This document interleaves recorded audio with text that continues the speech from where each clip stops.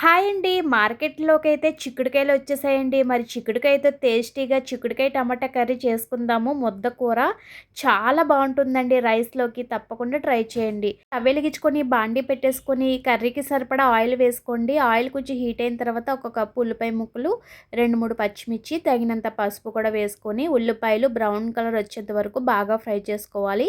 మీకు ఇష్టం ఉంటే అల్లం వెల్లుల్లి పేస్ట్ వేసుకోవచ్చండి. ఒక స్పూన్ వేసుకొని బాగా ఫ్రై చేసుకోండి. ఆ తర్వాత చిక్కుడుకాయలు లేతగా ఉన్నాయి తీసుకోండి, బాగుంటాయండి.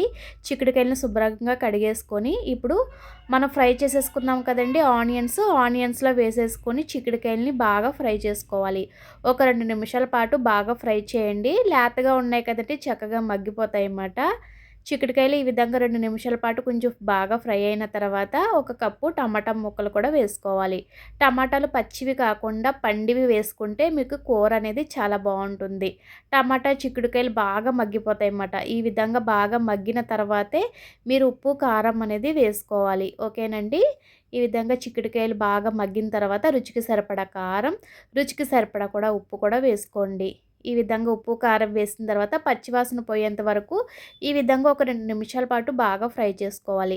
ఆ తర్వాత వేడి నీళ్ళు వేసుకోండి. కూర ములిగేంత వరకు వాటర్ అనేది యాడ్ చేసుకోవాలి.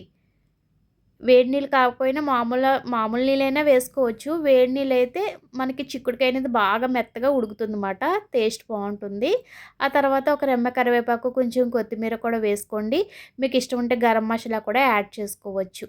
ఆ తర్వాత మధ్య మధ్యలో కలుపుకుంటూ కూర ఈ విధంగా దగ్గరగా అయ్యేంత వరకు ఉడికించుకుంటే చాలా బావుంటుంది. కూడా చిక్కుడుకాయ టమాటా ఈ విధంగా ట్రై చేసి మీకు ఎలా వచ్చిందో కామెంట్ చేయండి.